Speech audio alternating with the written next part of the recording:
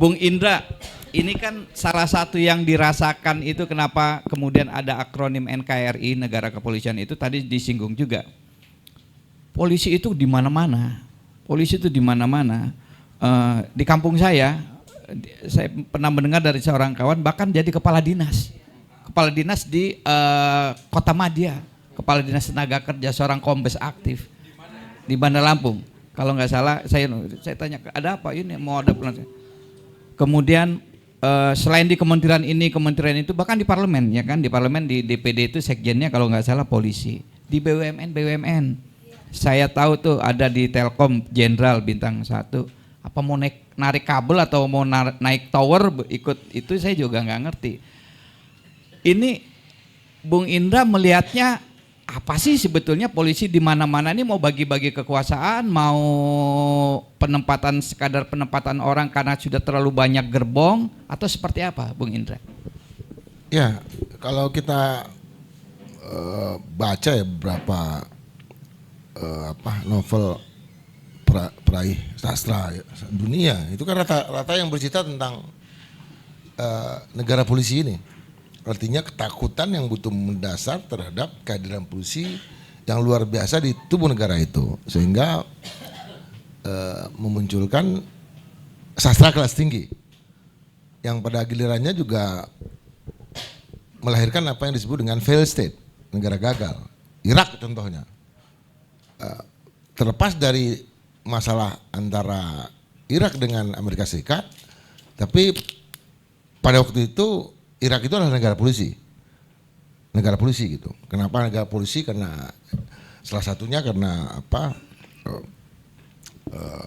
Syiah yang minoritas di tengah mayoritas, Sunni yang minoritas di tengah mayoritas Syiah, yang gitu-gitulah kan, ada masalah sosial. Justru Irak penduduknya minoritas itu. Jumlah Syiah di sana justru mayoritas Syiah. Syiah lebih banyak daripada Sunni. Yang pemerintah Sunni. Pemerintahnya Sunni gitu kan. Artinya ketakutan terhadap yang mayoritas. Nah, sekarang di Indonesia justru ketakutan ini juga ada dalam level politik. Ketakutan partai Gerindra yang justru bukan partai dalam arti dia penguasa. Jumlahnya kan sedikit dibandingkan dengan PDI Perjuangan, dibanding Golkar dan segala macam, sehingga harus barter dengan yang lain. Sehingga kehadiran polisi ini menjadi penting. Polisi ini adalah state aparatus dalam arti yang sebenarnya. State aparatus yang bisa digerakkan kemana aja, siap dan siap bang, segala macam. Saya aja gara-gara muncul di komisi di sini pada cuma yang tukang ketiknya Bang Laude, saya tukang ngecek aja. Udah bener belum? Kapan selesai aja? Saya cuma nanya. Enggak mau pulang kampung aja udah di wanti-wanti sama anak buahnya Bang Doveri. Bang Indra, jangan pulang kampung dulu, nanti Kapolda nanti siap di sana. Kapolda nanti yang jemput segala macam. Memang habit mereka begitu. Habitnya kepolisian begitu. Semua orang yang ada di Punja itu dianggap punya power, padahal saya cuma punya pulang kampung. Nanti disambut dengan besar-besaran. Habit yang menurut saya karena kebutuhan itu tadi, bahwa sebetulnya istilah parcok itu pada dasarnya adalah dia dibutuhkan oleh partai politik yang memang ya tidak mayoritas. Ini masalahnya sistem lagi, ke sistem distrik segala macam. Kalau kita menggunakan sistem distrik, saya kira ini akan hilang. Akan ada partai mayoritas di Indonesia. Tapi masalahnya kan semua ingin mengikat gitu. Sehingga sistem partai kita kan tidak listrik dan keinginan untuk menjadi pemenang lagi dalam pemilu berikutnya itu mau tidak mau, suka tidak suka membutuhkan polisi. Nah, itu dari arti psikologi politik yang muncul di dalam tubuh partai-partai, di tubuh presiden dan lain-lain. Nah, dari segi aturan, regulasi sebetulnya ini yang kita mau dudukkan kembali, bahwa itu harus muncul dalam bentuk undang-undang. Selama ini kan munculnya dalam bentuk perkap ya, peraturan kepolisian, Kapolri ya, dan Perpol. peraturan Kapolri, peraturan kepolisian, dan bukan dalam bentuk undang-undang. Beda dengan TNI yang muncul dalam undang-undang gitu. Ini yang akan dibatasi. Cuma pas kita melihat RUU yang muncul dari Komisi 3 ini, sakit gigi lagi kita, karena hampir semua area di luar kepolisian itu dianggap bisa menjadi wilayah tugas dari para polisi. Ini kan aneh gitu kan, bahkan jauh lebih luas daripada tentara kan, kemana-mana mereka pergi. Padahal mestinya kehadiran mereka di luar institusi Polri itu adalah yang terkait dengan Kamtibmas tadi, keamanan ketertiban masyarakat. Misalnya dalam otak saya itu, misalnya di Satpol PP, oke lah, kepalanya seorang polisi yang ditugaskan, Kasat Pol PP-nya kan, namanya polisi Pamung Praja, atau katakanlah yang terkait dengan polisi kehutanan. Bisa jadi karena untuk menghadapi para bandit, para mafia dan segala macam. Bisa juga masuk di pertambangan, tetapi kita harus mengadakan dulu yang disebut dengan polisi illegal mining. Polisi yang bertugas untuk menghadapi illegal fishing, artinya polisi yang menjadi bagian dari infrastrukturnya Kementerian Kelautan dan Perikanan. Polisi yang menjadi bagian dari ekonomi sumber daya mineral misalnya kan.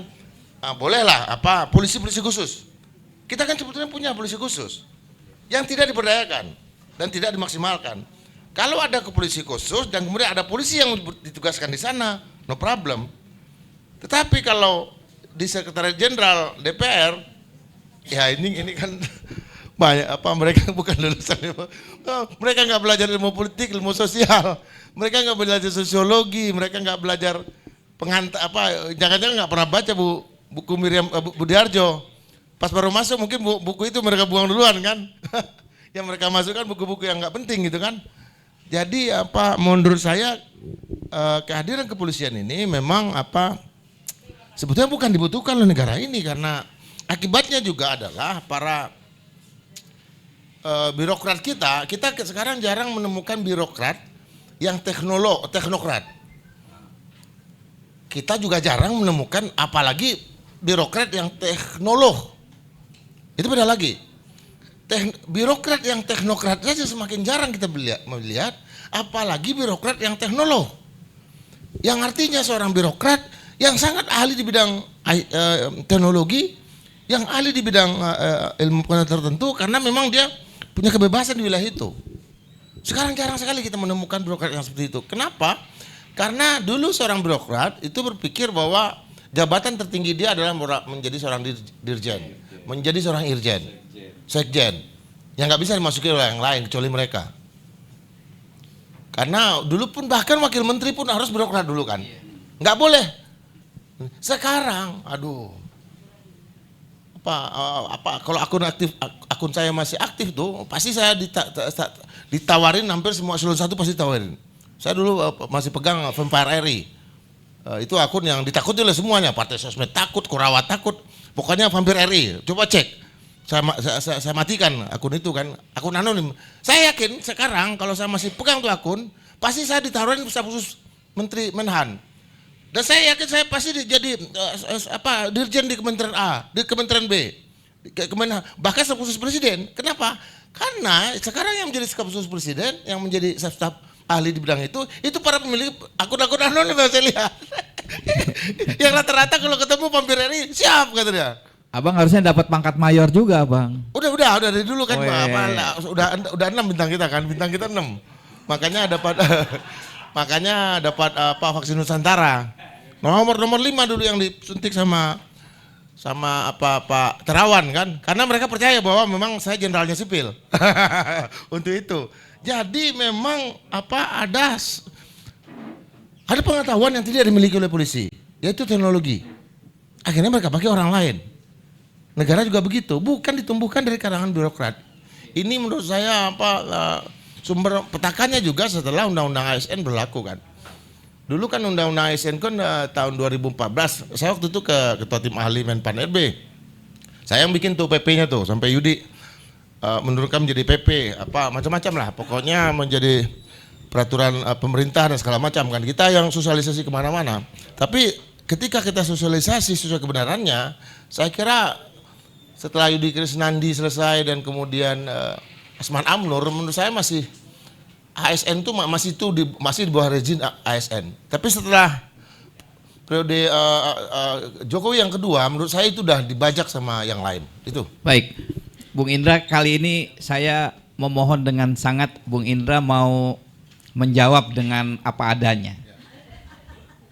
Kita tahu bahwa ini memang rancangan undang-undang ini saya baru dapat info ini memang sudah jadi draft, ada sedemikian banyak posisi yang bisa ditepati oleh polisi. Tapi akan ada dari Bang Laude katanya akan ada draft baru yang menjadi inisiatif DPR. Tapi bukan itu yang saya tanyakan ke Bung Indra. Kita tahu bahwa proses legislasi itu adalah sesuatu yang ditunggu banyak pihak dan sesuatu yang juga banyak pihak ikut bermain di sana. Saya tahu sekali itu dan kita pernah secara faktual terbukti di kita, bahkan ada istri Wakapolri Bu Nunun, ya kan? Itu kan ada melesetin lain bukan itu kan? Itu membagi-bagikan travel check kepada anggota DPR ketika proses pembentukan undang-undang BI kalau nggak salah, karena ada kepentingan. Jadi pasal demi pasal itu, alhamdulillah ini Pak Ugro nih kelihatannya. Pasal demi pasal itu ada nilainya. Pasal demi pasal itu ada nilainya. Nah, Bung Indra, saya ingin jawaban jujur Anda.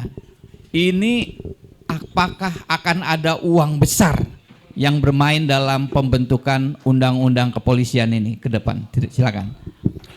Saya kira uang itu udah beredar ya. Oh ya, selamat datang Pak Ugro Seno. Alhamdulillah beliau tokoh senior kepolisian, Wakapolri ya terakhir ya, Wakapolri. Silakan Pak Ugro. Pak Ugro, alhamdulillah Pak Ugro Seno. Monggo Pak, silakan Ya.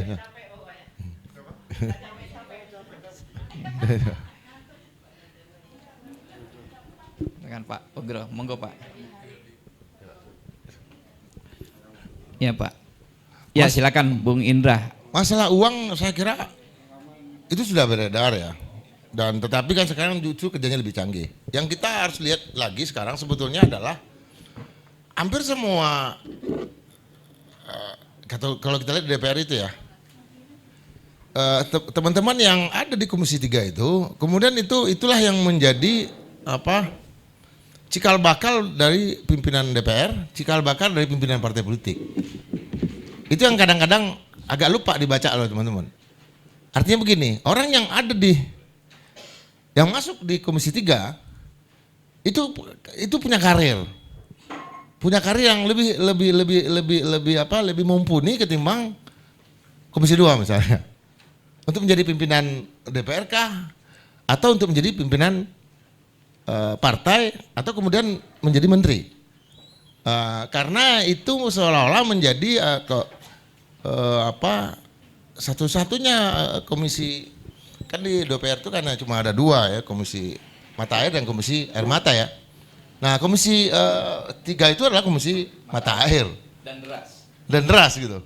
Karena yang lain jadi air mata. Padahal dulu sebelumnya ketika para profesional masih ada di partai, para birokrat, teknolog masih ada di birokrasi segala macam.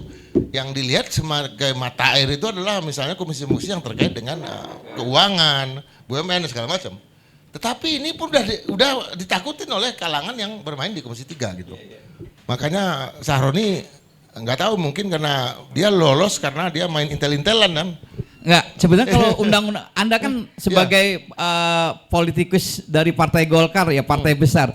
Kalau membentuk undang-undang seperti ini uang yang beredar berapa Bang? Udah gitu aja. Saya nggak tahu, tak paham uangnya. Biasanya politikus yang saya nggak boleh melihat uang itu.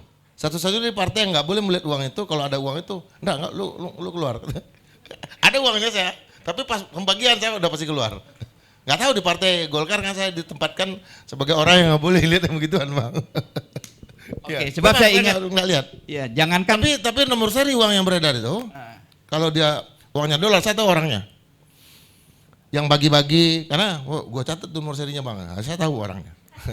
Oh jadi waktu bagi uang itu Dolar kan?